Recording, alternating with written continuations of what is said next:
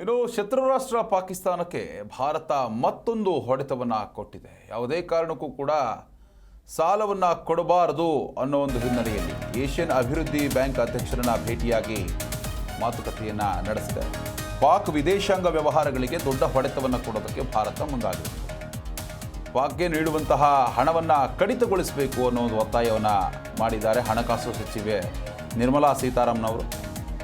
ಇನ್ನು ಭಯೋತ್ಪಾದನೆಯನ್ನು ಪೋಷಿಸುವಂತಹ ದೇಶ ಪಾಕಿಸ್ತಾನವು ಮೈತುಂಬ ಸಾಲ ಮಾಡಿಕೊಂಡಿದೆ. ಸದ್ಯ ಪಾಕಿಸ್ತಾನದ ಒಟ್ಟು ಸಾಲ 70.36 ಟ್ರಿಲಿಯನ್ ಪಾಕಿಸ್ತಾನಿ ರೂಪಾಯಿಗಳನ್ನು ತಲುಪಿದೆ. ಇನ್ನು ಭಾರತೀಯ ಕರೆನ್ಸಿಯಲ್ಲಿ ಸರಿಸುಮಾರು 21.15 ಲಕ್ಷ ಕೋಟಿ ರೂಪಾಯಿ ಸಾಲ ಆಗಿದೆ. ಅದರಲ್ಲಿ 22ರಷ್ಟು ಸಾಲವನ್ನು ಚೀನಾ ಒಂದೇ ಕೊಟ್ಟಿರುವಂಥದ್ದು.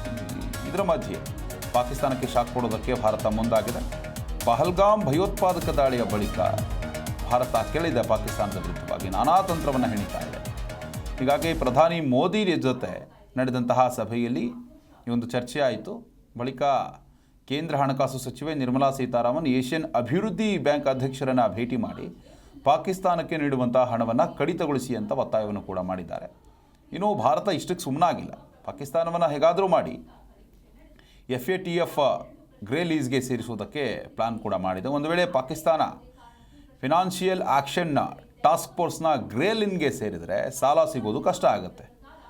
ಹೀಗಾಗಿ ವಿದೇಶಾಂಗ ವ್ಯವಹಾರಗಳು ಆರ್ಥಿಕ ವ್ಯವಹಾರಗಳಿಗೆ ದೊಡ್ಡ ಹೊಡೆತ ಬೀಳುತ್ತೆ. ಇದನ್ನು ಕೂಡ ಭಾರತ ಮಾಡೋದಕ್ಕೆ ಮುಂದಾಗಿರುವಂಥದ್ದು. ಹೀಗಾಗಿ ಆರ್ಥಿಕವಾಗಿ ಮತ್ತು ಸಾಮಾಜಿಕವಾಗಿ ಮತ್ತು ಪಾಕಿಸ್ತಾನದ ಕುಕೃತ್ಯಗಳು ಮತ್ತು ಉಗ್ರರನ್ನು ಪೋಷಿಸುವಂತಹ ಒಂದು ಪ್ಲಾನ್ ಏನಿದೆಯಲ್ಲ ಅವೆಲ್ಲದಕ್ಕೂ ಕೂಡ ಸಡ್ಡಿ ಹೊಡೆಯೋದಕ್ಕೆ ಈಗ ಭಾರತ ಮುಂದಾಗಿರುವಂಥದ್ದು.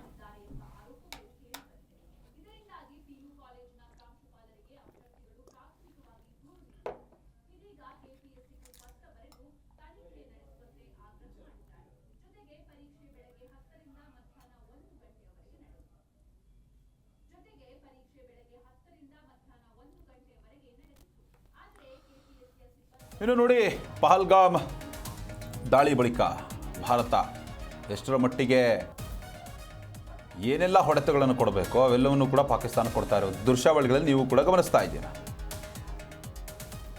ಏಷ್ಯನ್ ಅಭಿವೃದ್ಧಿ ಬ್ಯಾಂಕ್ ಅಧ್ಯಕ್ಷರನ್ನು ಭೇಟಿಯಾಗಿದ್ದಾರೆ ನಿರ್ಮಲಾ ಸೀತಾರಾಮನ್ ಅವರು. ಪಾಕಿಸ್ತಾನಕ್ಕೆ ಏನು ಕೊಡ್ತಾ ಇದ್ದಾರಲ್ಲ ಹಣಕಾಸಿನ ನೆರವನ್ನು, ಅದನ್ನು ಕಡಿತಗೊಳಿಸಬೇಕು. ಅಂದರೆ 100 ರೂಪಾಯಿ ಕೊಡ್ತಾ ಇದ್ದರೆ ಅದನ್ನು 50 ರೂಪಾಯಿಗೆ ಕಡಿಮೆ ಮಾಡಿ ಅನ್ನೋ ಒಂದು ಲೆಕ್ಕಾಚಾರದಲ್ಲಿ ಭೇಟಿಯಾಗಿರುವಂಥದ್ದು. ಇನ್ನು ಇದರಿಂದಾಗಿ ಪಾಕಿಸ್ತಾನಕ್ಕೆ ಆರ್ಥಿಕ ಹೊಡೆತ ಬೀಳುತ್ತೆ.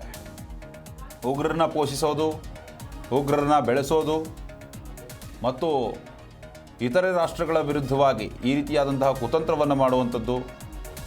ಈಗಾಗಲೇ ಪಾಕಿಸ್ತಾನಕ್ಕೆ ಏನೆಲ್ಲ ಹೊಡೆತಗಳನ್ನು ಕೊಡಬೇಕು ಅದನ್ನೆಲ್ಲವನ್ನು ಕೂಡ ಭಾರತ ಕೊಡ್ತಾ ಇದೆ. ಇದರ ಹೊರತಾಗಿಯೂ ಕೂಡ ನಾವು ಏನೂ ಭಯ ಬಿದ್ದಿಲ್ಲ ಅನ್ನೋ ಒಂದು ಪೋಸನ್ನು ಪಾಕಿಸ್ತಾನ ಕೊಡ್ತಾ ಇದೆ. ಆದರೆ ಇಲ್ಲಿ ಬಾಲ ಮುದುರ್ಕೊಂಡು ಹೋಗುವಂತಹ ಬೆಕ್ಕಿನ ಪರಿಸ್ಥಿತಿ ಪಾಕಿಸ್ತಾನಕ್ಕೆ ಬಂದಿದೆ ಸದ್ಯಕ್ಕೆ.